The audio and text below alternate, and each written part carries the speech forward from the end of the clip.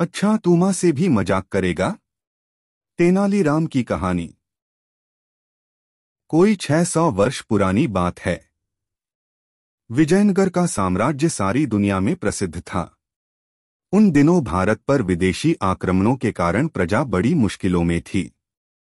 हर जगह लोगों के दिलों में दुख, चिंता और गहरी उधेड़बुन थी। पर विजयनगर के प्रतापी राजा कृष्णदेव राय की कुशल शासन व्यवस्था, न्यायप्रियता और प्रजावत्सलता के कारण वहां प्रजा बहुत खुश थी। राजा कृष्णदेव राय ने प्रजा में मेहनत और सद्गुणों के साथ साथ अपनी संस्कृति के लिए स्वाभिमान का भाव पैदा कर दिया था। इसलिए विजयनगर की ओर देखने की हिम्मत किसी विदेशी आक्रांता की नहीं थी। विदेशी आक्रमणों की आंधी के आगे विजयनगर एक मजबूत चट्टान की तरह खड़ा था। साथ ही वहां लोग साहित्य और कलाओं से प्रेम करने वाले तथा परिहासप्रिय थे। उन्हीं दिनों की बात है। विजयनगर के तेनाली गांव में एक बड़ा बुद्धिमान और प्रतिभासंपन्न किशोर था। उसका नाम था रामलिंगम। वह बहुत हंसोड़ और हाजिर जवाब था। उसकी हास्यपूर्ण बातें और मजाक तेनाली गांव के लोगों को खूब आनंदित करते थे। रामलिंगम खुद ज्यादा हंसता नहीं था, पर धीरे से कोई ऐसी चतुराई की बात कहता कि सुनने वाले हंसते हंसते लोटपोट हो जाते। उसकी बातों में छिपा हुआ व्यंग्य और बड़ी सूझबूझ होती। इसलिए वह जिसका मजाक उड़ाता, वह शख्स भी द्वेष भूलकर औरों के साथ खिलखिलाकर हंसने लगता था। यहाँ तक कि अक्सर राह चलते लोग भी रामलिंगम की कोई चतुराई की बात सुनकर हंसते हंसते लोटपोट हो जाते। अब तो गांव के लोग कहने लगे थे, बड़ा अद्भुत है यह बालक। हमें तो लगता है कि यह रोते हुए लोगों को भी हंसा सकता है। रामलिंगम कहता, पता नहीं रोते हुए लोगों को हंसा सकता हूं कि नहीं, पर सोते हुए लोगों को जरूर सकता हूं। सुनकर आसपास खड़े लोग ठठाकर हंसने लगे। यहाँ तक कि तेनाली गांव में जो लोग बाहर से आते, उन्हें भी गांव के लोग रामलिंगम के अजब-अजब किस्से और कारनामे सुनाया करते थे। सुनकर वे भी खिलखिलाकर हंसने लगते थे और कहते, तब तो यह रामलिंगम सचमुच अद्भुत है। हमें तो लगता है कि यह पत्थरों को भी हंसा सकता है।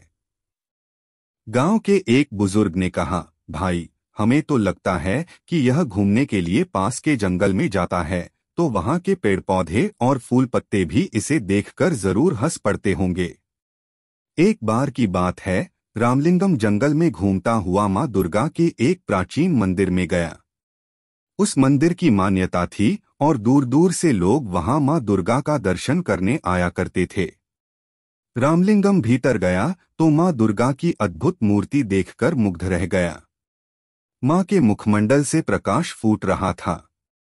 रामलिंगम की मानो समाधि लग गई। फिर उसने दुर्गा माता को प्रणाम किया और चलने लगा। तभी अचानक उसके मन में एक बात अटक गई।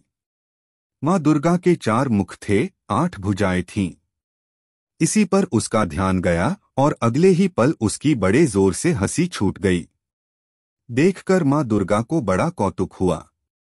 वे उसी समय मूर्ति से बाहर निकलकर आईं और रामलिंगम के आगे प्रकट हो गईं। बोली, बालक, तू हंसता क्यों है?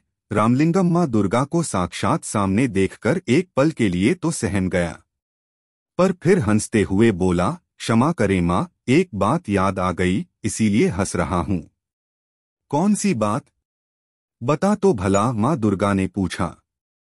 इस पर रामलिंगम ने हंसते हंसते जवाब दिया, मां, मेरी तो सिर्फ एक ही नाक है, पर जब जुकाम हो जाता है तो मुझे बड़ी मुसीबत आती है। आपके तो 4-4 मुख हैं और भुजाएं भी 8 हैं। तो जब जुकाम हो जाता होगा तो आपको और भी ज्यादा मुसीबत। रामलिंगम की बात पूरी होने से पहले ही मां दुर्गा खिलखिलाकर हंस पड़ी। बोली, हट पगले, तू मां से भी मजाक करता है। फिर हंसते हुए उन्होंने कहा, पर आज मैं समझ गई हूं कि तुझमें हास्य की बड़ी अनोखी सिद्धि है। अपनी इसी सूझबूझ और हास्य के बल पर तू नाम कमाएगा और बड़े बड़े काम करेगा। पर एक बात याद रख, अपनी इस हास्यवृत्ति का किसी को दुख देने के लिए प्रयोग मत करना। सबको हंसाना और दूसरों की भलाई के काम करना। जा, तू राजा कृष्णदेव राय के दरबार में जा। वही तेरी प्रतिभा का पूरा सम्मान करेंगे। उस दिन रामलिंगम दुर्गा माँ के प्राचीन मंदिर से लौटा तो उसका मन बड़ा हल्का फुल्का था। लौटकर उसने माँ को यह अनोखा प्रसंग बताया।